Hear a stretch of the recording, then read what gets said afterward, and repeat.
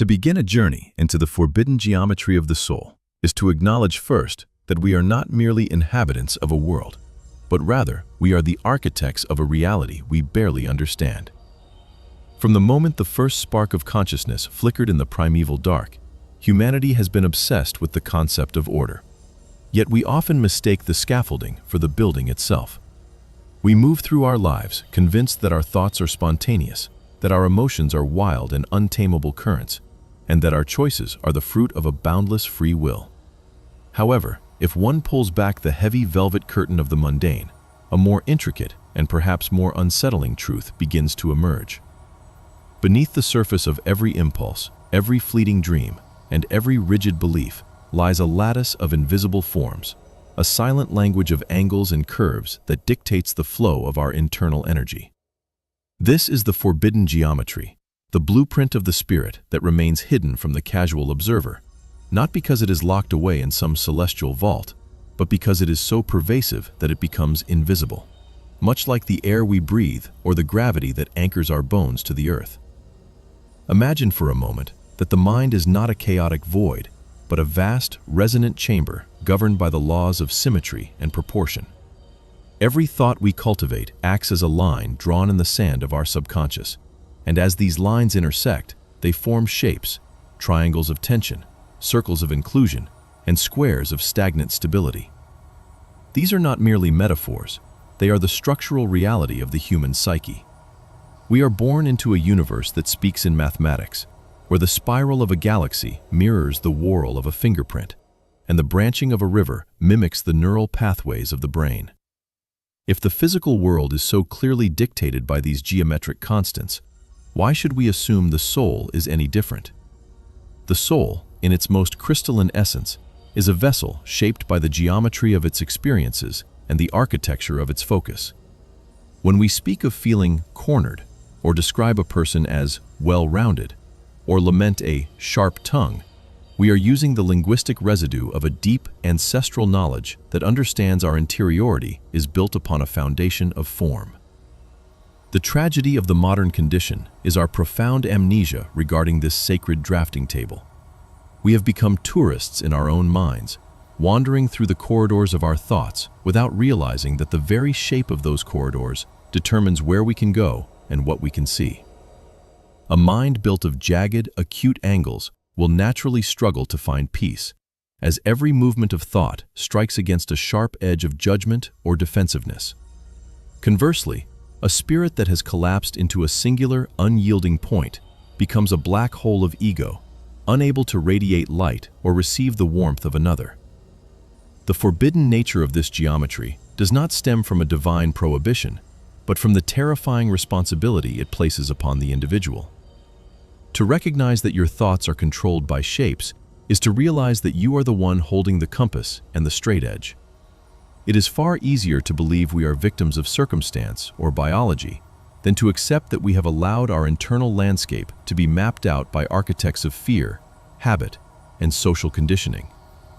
Consider the circle, the most ancient and perfect of forms, representing the infinite and the unified. In the geometry of the soul, the circle is the shape of the unconditioned self, the part of us that remains unbroken by the dualities of life.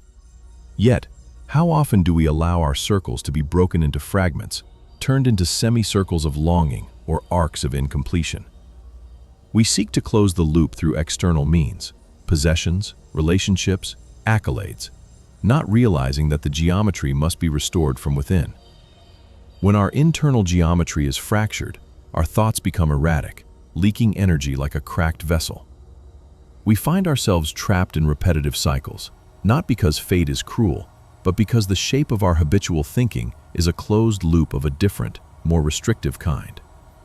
We pace the perimeter of our own limitations, wondering why the horizon never changes, oblivious to the fact that we are walking a track we laid down ourselves, 1 degree at a time. This exploration invites us to look past the content of our thoughts and instead examine their structure.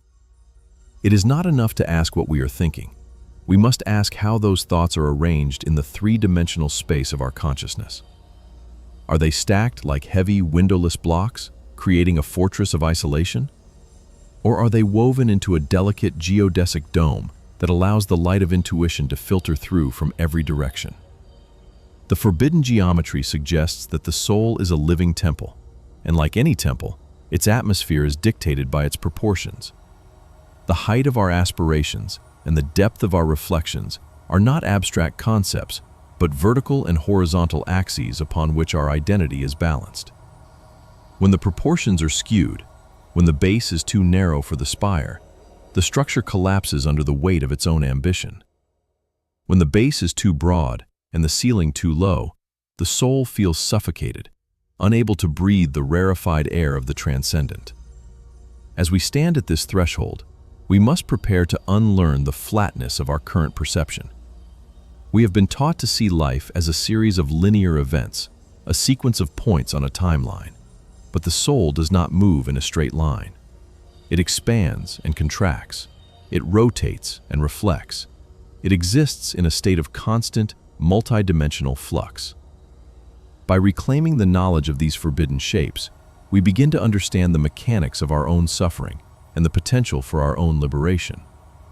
We learn that a change in perspective is essentially a rotation of the soul's geometry, allowing us to see facets of a situation that were previously hidden in the shadows of our own construction. The forbidden aspect is the secret key to the laboratory of the self, where we can finally begin to dismantle the crooked walls of the past and build a sanctuary that is aligned with the harmony of the cosmos. This is a journey into the marrow of existence, where the abstract becomes concrete and the invisible becomes the most tangible thing we own. We are moving toward a realization that the universe does not just happen to us, it happens through the filters we provide.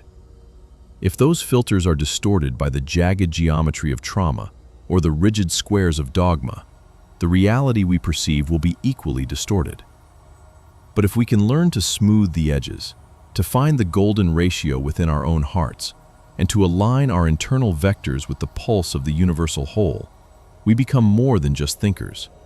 We become the master geometers of our own destiny, capable of shaping a life that is not only functional, but beautiful, resonant, and profoundly free. The gates are open, and the blueprints are waiting to be read. To delve deeper into the forbidden geometry is to confront the fundamental pillars upon which our subjective reality is constructed. We must look past the superficial noise of daily life and examine the silent, guiding themes that act as the scaffolding for our consciousness. The first core concept is the principle of resonant form, which suggests that every shape within the mind carries a specific frequency that attracts corresponding experiences from the external world. Just as a tuning fork will only cause another of the same pitch to vibrate, the geometry of our internal state acts as a magnetic template. If the soul is dominated by the sharp, piercing triangles of constant critique and hyper-analytical judgment, it creates a field of friction. Every interaction becomes a collision against an edge. Every new idea is dissected rather than nurtured. This resonance explains why certain patterns of conflict or stagnation repeat throughout a lifetime.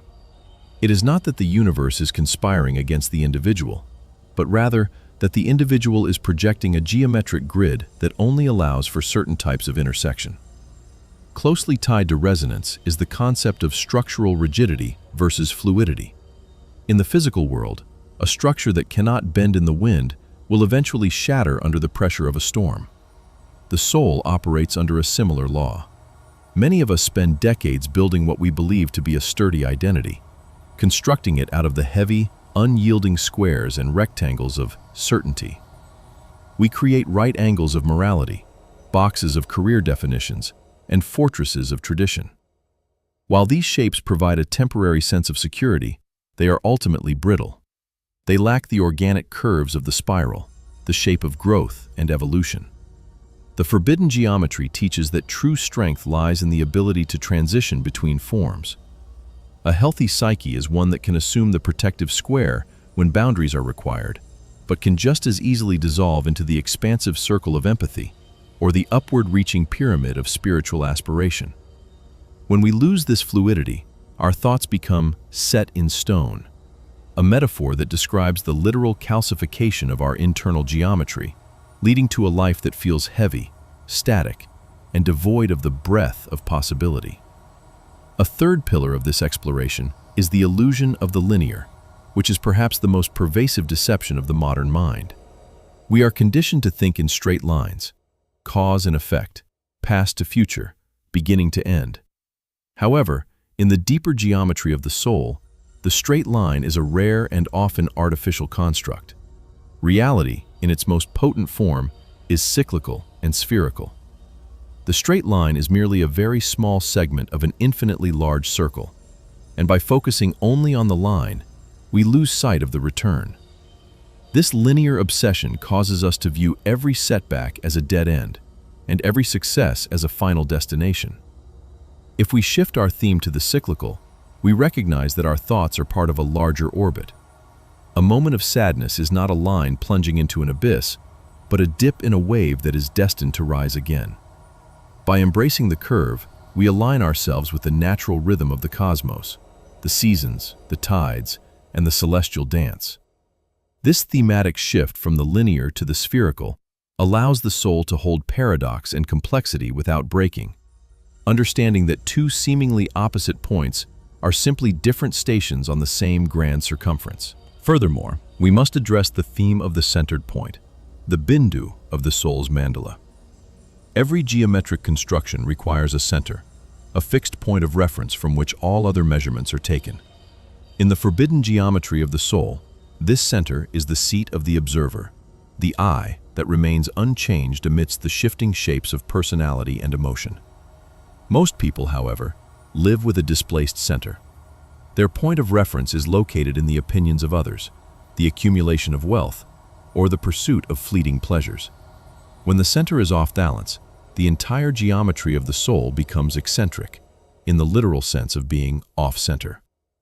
This results in a life that feels wobbly and unstable, where the individual is constantly overcompensating to prevent a collapse. Reclaiming the center is a radical act of geometric restoration. It involves pulling our scattered vectors of attention back to a single, silent point of presence. From this center, the soul can project a balanced and harmonious symmetry, creating a life that feels centered, grounded, and inherently purposeful. We also encounter the concept of geometric shadow, the realization that every form we consciously build in our minds casts a shadow of its opposite in the unconscious. A person who builds a towering pyramid of public virtue and perfection often unknowingly constructs an inverted pyramid of private shame or repressed desire in the subterranean levels of the psyche. The more extreme and rigid the conscious shape, the more potent and distorted the shadow becomes. The forbidden geometry invites us to practice shadow integration by acknowledging the full volume of our internal forms. We are not two-dimensional drawings on a page. We are complex, three-dimensional solids. To be whole is to recognize the underside of our beliefs and the hidden facets of our character. This leads to the theme of the Platonic ideal of the self, the idea that there is a perfect version of our personal geometry that we are constantly striving to manifest. This is not perfection in the sense of being flawless, but in the sense of being complete, where every part of the soul is in its right proportion and every angle is aligned with the truth of our being. Finally, we must consider the theme of the interconnected lattice. No soul is an island. Our individual geometries are part of a vast, overlapping tapestry of collective thought and energy. Our shapes influence the shapes of those around us. A person radiating the harmony of a well-ordered geometry acts as a stabilizing force in their environment, much like a crystal can organize the structure of the liquid around it. Conversely, a chaotic, jagged internal state can act as a disruptor, sending ripples of tension through the social fabric. This interconnectedness suggests that the work of refining our internal geometry is not a selfish endeavor, but a contribution to the architecture of the world. When we choose to replace a thought of hatred with one of understanding, we are essentially smoothing a rough edge in the collective consciousness. We are redrawing the map of the possible, one soul at a time. This realization elevates our personal mental hygiene to the level of cosmic service, reminding us that the blueprint of the soul is, in fact, the blueprint of the universe itself, written in a language of light, form, and infinite resonance. To truly grasp how these invisible structures govern the spirit, we must look to the stories that the universe tells through the medium of metaphor. There is an ancient, whispered legend of the great draftsman, an entity that exists in the space between breaths, holding a compass made of starlight and a parchment made of silence. It is said that every soul begins as a perfect, unblemished sphere of light, floating in the ether of pure potential. But as the soul descends into the density of the material world, it begins to encounter the gratings of experience. These are the societal expectations, the family legacies, and the sharp trials of physical existence that act like a sieve. As the soul passes through these gratings, its soft, spherical nature is shaved away, forced into the rigid molds of the world's choosing. One soul might be pressed into the shape of a hammer, meant only to strike and build, another into the shape of a shield, meant only to defend and endure. Over time, the soul forgets its original, rounded perfection and begins to identify solely with the tool it has become. The tragedy of this narrative is not the shaping itself, but the loss of the memory of the sphere, the realization that we are the light, not the vessel that contains it. In another corner of the cosmic library, there is the parable of the two architects. The first architect believed that the mind was a fortress meant to withstand an eternal siege. He built his internal landscape using the geometry of the cube, stacking heavy blocks of known facts and defensive logic. His windows were narrow slits, and his doors were reinforced with the iron bars of pragmatism. For a time, he felt safe, for nothing could penetrate the thick walls of his conviction. However, because his structure was composed entirely of right angles and flat surfaces, it could not catch the wind or the rain. It could not grow. Eventually, the air inside became stale, and the architect grew old and withered in the dark, terrified of the very world he had locked out. The second architect, however, looked to the nautilus shell and the unfolding rose. She built her soul in the shape of a golden spiral, a structure that was never truly finished, but was always expanding outward from a central point of grace. Her walls were permeable, allowing the light of new ideas to filter in, and her path was a curve that turned back on itself only to rise to a higher level. When the storms came, her structure did not resist. It vibrated in harmony with the wind, using the pressure to fuel its own expansion. The lesson here is that our safety lies not in the thickness of our walls, but in the intelligence of our curvature. Consider, too, the myth of the labyrinth of the mirror mind, a story told to those who find themselves trapped in the recursive loops of anxiety. It is said that within the heart of every person lies a maze constructed of mirrors, where every thought is reflected 1,000 times until the original truth is lost in a sea of distortions. The geometry of the labyrinth is designed to lead the traveler further away from the center, the harder they try to escape. The walls are built of what-ifs and should-haves, forming acute angles that trap the light and bounce it back in confusing patterns. The traveler spends years running down these corridors, exhausted by the sight of their own frantic reflection. The secret to the labyrinth, however, is not found in the running, but in the lifting of the gaze. The geometry of the maze only exists in 2 dimensions. It is a flat trap. By introducing the third dimension, the vertical axis of transcendence, the traveler realizes that the maze has no ceiling. One does not solve the labyrinth by finding the exit. One solves it by rising above the walls, looking down to see the pattern for what it is, and stepping out of the lines altogether. There is also a profound narrative concerning the weight of the square. In a distant epoch of the spirit, humans were said to carry their beliefs as physical shapes upon their backs. Those who held on to rigid dogmas carried massive granite cubes, their spines bent under the weight of the only way. Those who harbored deep grudges carried jagged, irregular shards of obsidian that cut into their skin with every step.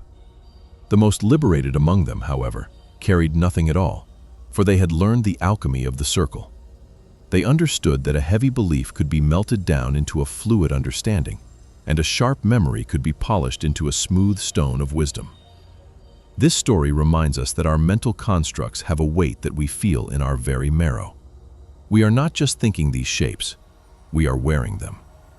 When we feel exhausted by life, it is often because the geometry we are lugging around is too heavy for the fragile architecture of the human heart to support. Finally, we must reflect on the symphony of the sphere, an allegory for the ultimate integration of the soul. It is said that when a soul finally achieves perfect internal symmetry, it begins to emit a silent sound, the music of the spheres. This happens when the triangle of the will, the square of the body, and the pentagram of the senses are all perfectly nested within the circle of the spirit. In this state, there is no more conflict between the parts. The sharp edges of the ego are smoothed away, not by force, but by the sheer radiance of the whole.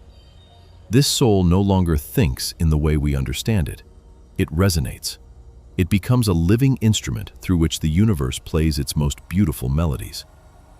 This is the goal of the forbidden geometry, to move beyond the fragmented shapes of the divided self and return to the primordial unity where form and essence are one. Each of these stories serves as a map, guiding us through the dark woods of our own complexity and reminding us that while shapes may control our thoughts, we are the ones who can redraw the lines. To move these ethereal concepts from the realm of the cosmic into the grit of the everyday, we must learn to treat our consciousness as a living laboratory. The forbidden geometry is not merely a subject for contemplation. It is a diagnostic tool for the way we work, love, and perceive our place in the social fabric. The first real-world application lies in the recognition of geometric conflict within our relationships. We often think of arguments as being about content, money, chores, or differing opinions, but more often, they are collisions of incompatible internal shapes. A person who is currently operating in a square state of mind, seeking stability, predictability, and rigid boundaries, will naturally find friction with a partner who is in a spiral phase of growth, spontaneity, and disruption. By identifying the geometry at play, we can stop blaming the individual and start addressing the architecture. We can learn to ask, not "why are you doing this?" but "what shape are you holding right now?" This shift in perspective allows for a more compassionate negotiation, where we can consciously adjust our own angles to create a more harmonious intersection. In the sphere of productivity and career, the implications are equally transformative. Most modern work environments are built on the linear and the grid, a series of straight lines, deadlines, and right-angled boxes of hierarchy. While this geometry is efficient for mass production, it is often lethal to the circular nature of human creativity. True innovation requires the sphere of holistic thinking and the curve of intuitive wandering. When we find ourselves burning out, it is often because we have forced our soul to live exclusively within a grid for too long, denying it the organic shapes it needs to recharge. To practically integrate this knowledge, one might look at their daily schedule not as a list of tasks, but as a distribution of forms. Are there moments for the expansive circle of reflection? Is there a place for the upward-reaching triangle of focused ambition? By consciously designing our environment and our time to include a diversity of geometric influences, through the art we surround ourselves with, the physical spaces we inhabit, and the rhythm of our breath, we begin to reclaim our thoughts from the industrial machine. Furthermore, we must address the geometry of communication. Every word we speak is a vector of energy that carries a specific shape. Sharp, cutting remarks have the geometry of a blade, intended to sever or puncture. Vague, evasive language creates a cloud or an amorphous shape that lacks a defined center, leading to confusion and mistrust. Clear, honest communication, however, possesses the symmetry of a crystal. It is transparent, structured, and resonant. When we speak with the intent of being right at all costs, we are trying to force our square of certainty into the other person's space. If we instead speak with the intent to connect, we are attempting to form a vesica piscis, the sacred shape formed by the intersection of two circles, representing shared understanding. Practicing the forbidden geometry in conversation means becoming aware of the shapes we are sending out into the world. It involves pausing before we speak to ask if our words are building a bridge or a wall, a sanctuary or a cage. There is also a profound implication for our physical well-being. The body is the most tangible manifestation of our internal geometry. Chronic stress often manifests as a tightening of the physical form into a defensive crouch, a shape of high tension and low surface area. This physical geometry, in turn, feeds back into the mind, reinforcing thoughts of fear and scarcity. To break this cycle, we can use the body to rewrite the soul's blueprint. Practices like yoga, tai chi, or even simple intentional posture are essentially geometric rearrangements of the self. By opening the chest and extending the limbs, we are moving from a closed, jagged geometry to an open, expansive one. This is not just stretching, it is the act of redrawing the boundaries of our being. We are telling our nervous system that the threat has passed and that it is safe to return to the geometry of the sphere. The real-world takeaway is that we cannot think our way out of a geometric trap if our body remains locked in the shape of the cage.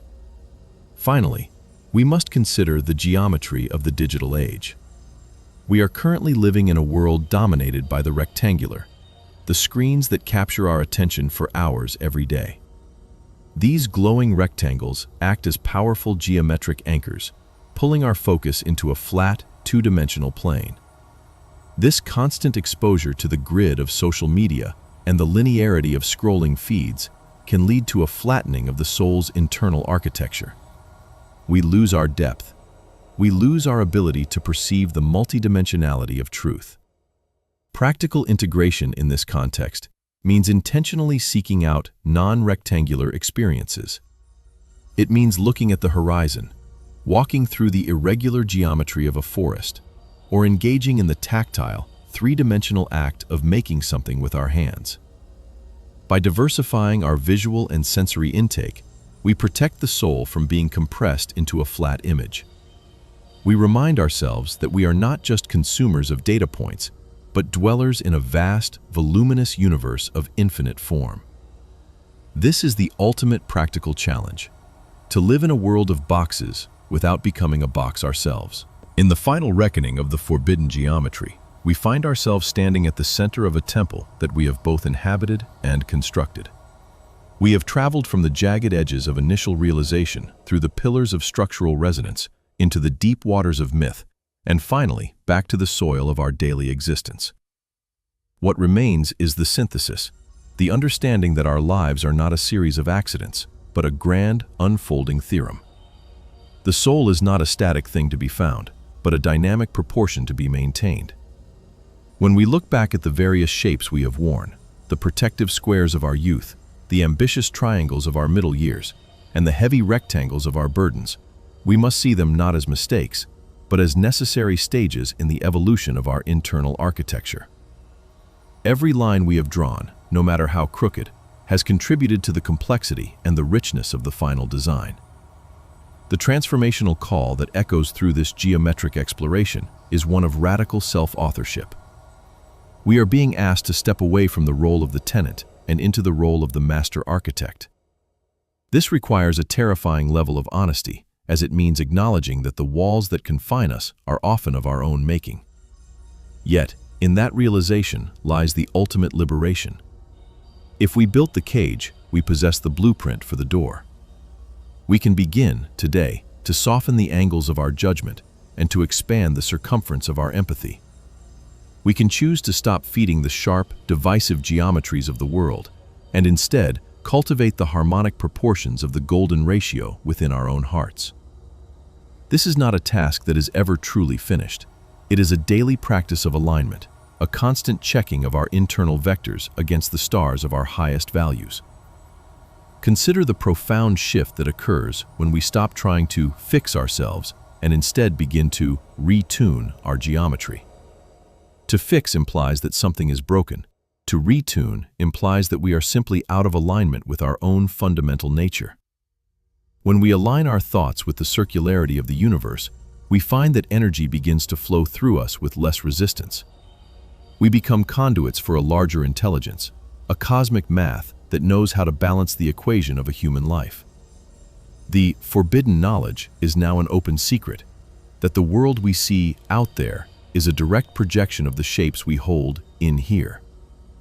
By changing the internal blueprint, we inevitably change the external landscape.